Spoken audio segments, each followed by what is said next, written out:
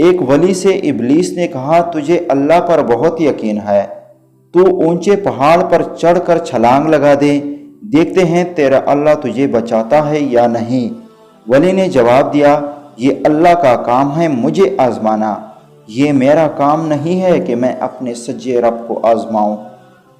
رابعہ بصری سے کسی نے پوچھا کہ کیا گناہگار کی توبہ قبول ہوتی ہے؟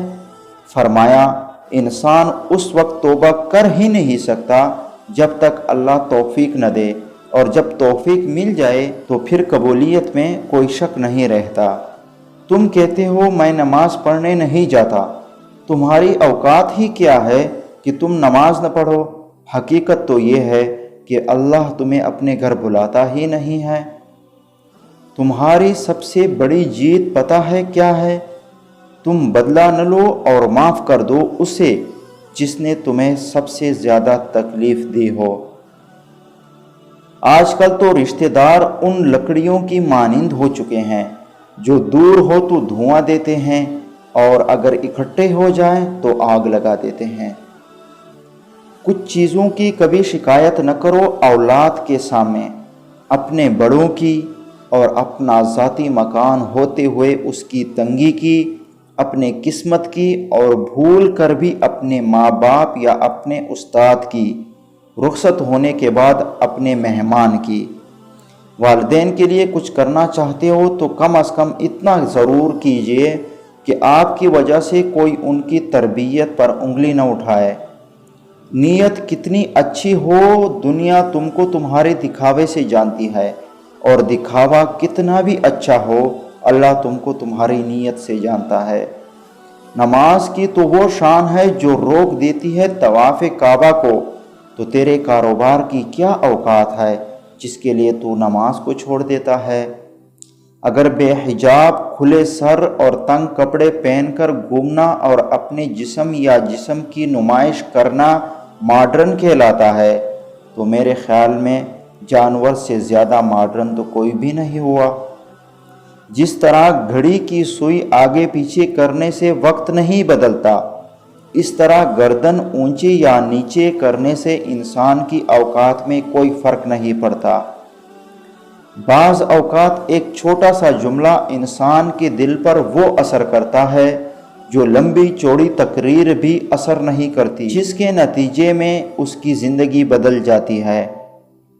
اللہ تعالیٰ فرماتا ہے اے بندے میری محبت تو دیکھ، جو فرشتے شام کو تمہارے گناہ میرے پاس لاتے ہیں اور میں صبح انہی کے ہاتھوں تمہارا رزق بھیج دیتا ہوں۔ ان بے وقوفوں کو آزاد کروانا مشکل ہے، ان بے وقوفوں کو آزاد کروانا مشکل ہے جو اپنی زنجیروں کی عزت کرتے ہیں۔ موبائل کی ہسٹری تو صاف ہو ہی جاتی ہے، یعنی فارمیٹ کر کے موبائل کی ہسٹری تو صاف ہو ہی جاتی ہے، جو کندھوں پر بیٹھے ہیں ان کا کیا ہوگا؟ بدبخت ہے وہ شخص جس نے زندگی بدلنے والی درجنوں کتابیں پڑھی لیکن قرآن کریم اس کے پاس گرد آلود ہوتا رہا۔ آپ صلی اللہ علیہ وآلہ وسلم نے فرمایا اگر جھک جانے سے یعنی عاجزی اختیار کرنے سے تمہاری عزت گھٹ جائے تو قیامت کے دن مجھ سے لے لینا۔ کبھی کبھی حالات کے چابک اور وقت کا ہتھوڑا ہماری ذات کو اتنی تکلیف نہیں دیتے جتنا کسی بے تحاشا چاہنے والے کے الفاظ۔ زندگی میں خود کو کسی انسان کا عادی مت بناؤ، کیونکہ انسان بہت خود غرض ہے۔ جب آپ کو پسند کرتا ہے تو آپ کی برائی بھول جاتا ہے، اور جب آپ سے نفرت کرتا ہے تو آپ کی اچھائی بھی بھول جاتا ہے۔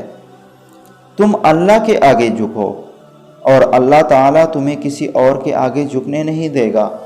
زندگی سے اتنا پیار نہ کرو، وہ کسی سے وفا نہیں کرتی۔ موت کو کبھی مت بھولو، یہ کسی کو دھوکہ نہیں دیتی۔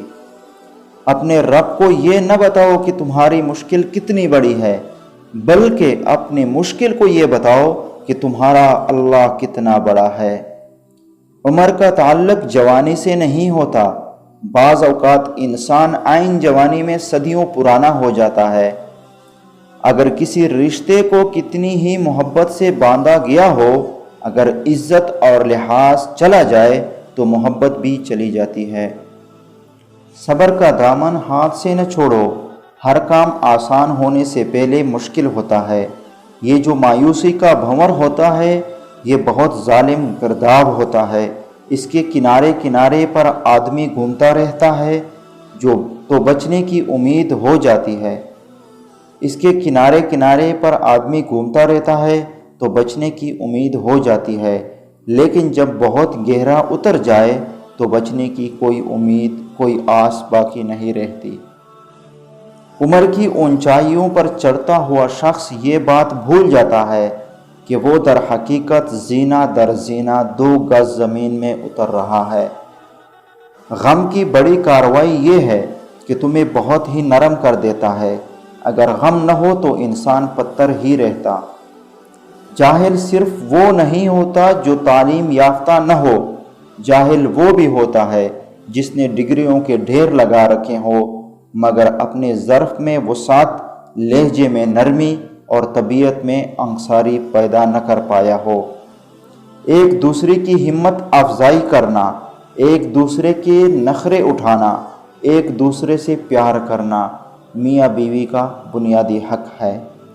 ایک آدمی نے بزرگ سے پوچھا، میرا اللہ اس وقت کیوں نہیں سنتا جب میں مانگتا ہوں؟ بزرگ نے مسکرا کر جواب دیا، وہ تیرے گناہوں کی سزا بھی تو اس وقت نہیں دیتا جب تو کرتا ہے۔ نکاح آدھا دین ہے۔